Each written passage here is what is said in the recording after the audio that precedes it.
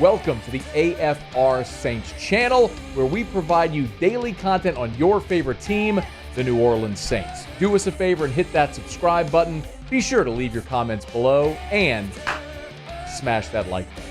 Who dat? All right, the New Orleans Saints are moving through this second wave of free agency right now. It's a good time to bring our guy Ross Jackson back onto the show. Of course, LouisianaSports.net and the Locked On Saints podcast. Hey, man, how are you? Hey, buddy, doing great. Thanks for having me on. It's always our pleasure. We appreciate you. Hey, let's start with, I guess, the most current news here. ESPN's Jeremy Fowler reported just a bit ago that the Saints are hosting free agent offensive guard. Help me out here. Dylan Radins? Yeah. Okay, fill us in on what you know about Radins and what the story is here from the New Orleans perspective. Yeah, former North Dakota State University offensive lineman, and I really, really enjoyed his tape back in 2021 when he was coming in. He was a second rounder by the Tennessee Titans, drafted kind of in the mid-50s, but was a fringe first-round guy that year. He's actually the reason, Matt, why any time that there's a North Dakota State University offensive lineman in a draft, I go and watch their tape because Radins was awesome. I mean, just an absolute mauler, very physical, kind of violent guy, particularly in the run game, and has had to kind of bounce around a little bit position to position since he got into the pros back in 2021. He's played both tackle spots and both guard spots, with the majority of his starting snaps coming last year at right guard. Started 15 games there, missed 2 games with a shoulder injury, but not a lot of injury history, although he did have a late 2022 ACL injury, but that seems to not be an issue anymore at this point. So really athletic, very physical and violent guy that I think could potentially be a starter for the Saints, who need to address that left guard spot here over the course of free agency before they get to the draft. I love that I'm sitting here trying to pronounce his name, and Ross is citing his tape from 2021. That's why you do what you do. Man. He was so much fun. That's why you're our Saints expert. That's why I'm sitting here giving hot takes and asking questions. Okay, so it would stand to reason that there's a need, and I saw that Lucas Patrick, who's really a versatile guy for the Saints this year, is taking a free agent visit to Cincinnati. So catch us up there. Is there a desire potentially to bring Patrick back to New Orleans? I'm sure that there's likely some interest there, but I think for Lucas Patrick, he's also taken a visit with the Seattle Seahawks, who are still looking to address their offensive line. They had hosted him on the same day they hosted Tevin Jenkins.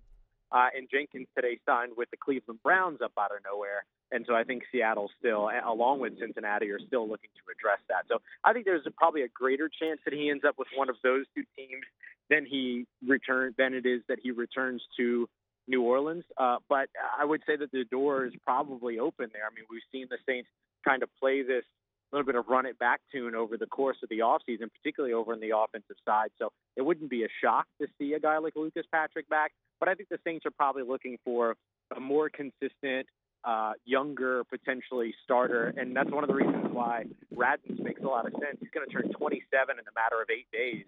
And so if you end up signing this guy and you're able to get better play out of him than Tennessee was able to get out of him, then all of a sudden you've got a potential starter for at least the next piece of your future in terms of next few years.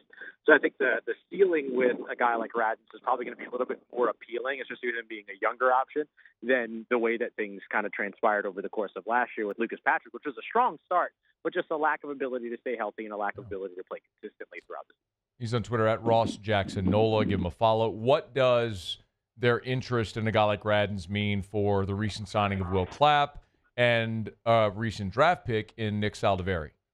Well, the biggest thing that it probably did was that it made me can my piece about they avoid my scathing review of them not addressing their starting offensive line. I had to delete that piece the second that I had that one ready. Well, they haven't signed him yet. They haven't signed him yet, so we'll see. But at least the effort's there. I think guys like Will Clapp as well as Landon Young are excellent depth signings in terms of their ability to be versatile. You know, you've got a guy in Will Clapp that can play all three interior spots, center and both guard spots.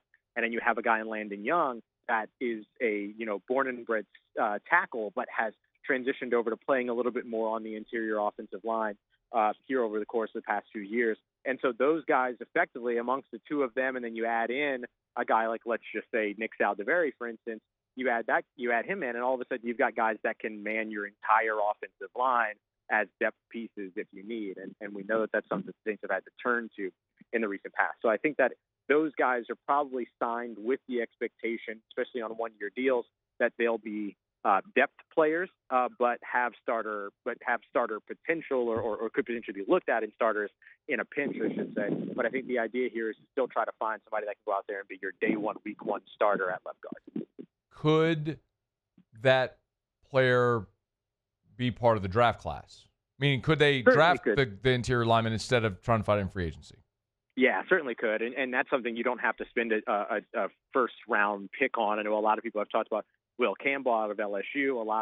Some NFL teams see him as a guard. A lot more NFL teams see him as a tackle, especially after he came in and had positive measurements on his arm length, which was going to be a big question mark around him. But unless you're going to move one of your other tackles in Taliesin Fuanga for Trevor Penning into the interior, then you're probably not going to draft a tackle at number 9. And so if you can find somebody like, I don't know, Gray Zabel, maybe out of North Dakota State University. I think my guy loves the Bison. I always kind of gravitate towards those guys now, but he's the guy that's a potential late first-round pick, but could be there at 40. Georgia offensive lineman Tate Ratledge feels like an immediate starter to me, a sub-5 second 40-yard dash during his time at the Combine. Really impressive, tenacious guy with good speed and good athleticism. You can certainly find those guys in the draft class. But one thing that we do know about the Saints is they like to take care of needs in free agency so that they can go into the draft and still invest in those positions if they want to, but not necessarily be in a situation where they have to walk away with, somebody in the draft to be a day one starter. I think they'd like to take care of that with a veteran first. And then if they draft somebody that ends up competing and winning, or injuries put them in that position, then they'll be well prepared with what they can do in the draft class. But I think they want to handle things in free agency first. All right, a couple more for you. So we're focusing on offensive line here, notably that left guard spot. What are the other, through the first big wave of free agency, what are the other priorities, positions of need, free agency or draft? Yeah, I would say wide receiver is still a place where I could see this team invest, and linebacker. Those are two places where I could see the Saints going for a veteran and not necessarily being too worried about getting younger, which has been a big demand of this team over the course of this offseason. I think both of those spots are places where you're looking for veteran experience. I had a story over at LouisianaSports.net earlier this week that was about the linebacker position and the gap between experience, right? You've got over 140 starts in the career of Demario Davis. You've got 48 starts in the career of Pete Werner. And then after that, your next linebacker with the most starts is Nephi Sewell with 2 starts in his career. And so I think, and while I think, they like Nephi Sewell, while we know that that's the case, I think that there are guys that are out there on the market that allow you to kind of create kind of a middle class of experience within that position room that could certainly be helpful for this team. So I would say that those are 2 spots. And then I'm curious to see if the Saints feel really good about where they are at cornerback, or if they might look to see if they can still find a 4th starting caliber corner to go along with Isaac Adams, Kool-Aid McKinstry, and Alontae Taylor. Hey, before you go, we have a story up over at LouisianaSports.net. One of the betting sites, sportsbetting.ag, updated the odds now that this first wave of free agency is gone, the odds for the 8 division winners. And probably not a great surprise, but the Saints are picked last in the NFC South. Also, the worst odds to win the NFC. What do you make, if anything, of the fact that through this wave of free agency, the odds makers anyway don't seem to think the Saints have actually improved? Yeah, I can't say that I blame them, right? Because every place that they have signed somebody that's a fresh face, it's kind of been accompanied with a loss, right? They signed Justin Reed, which is easily the best acquisition of the offseason so far in terms of a new face. So that came on the heels of losing Will Harris. People outside of New Orleans and odds makers and all those other people that, look, they have the big buildings for a reason, right? But, people that are doing that, those are, in their frame of reference, lateral moves for all that they know.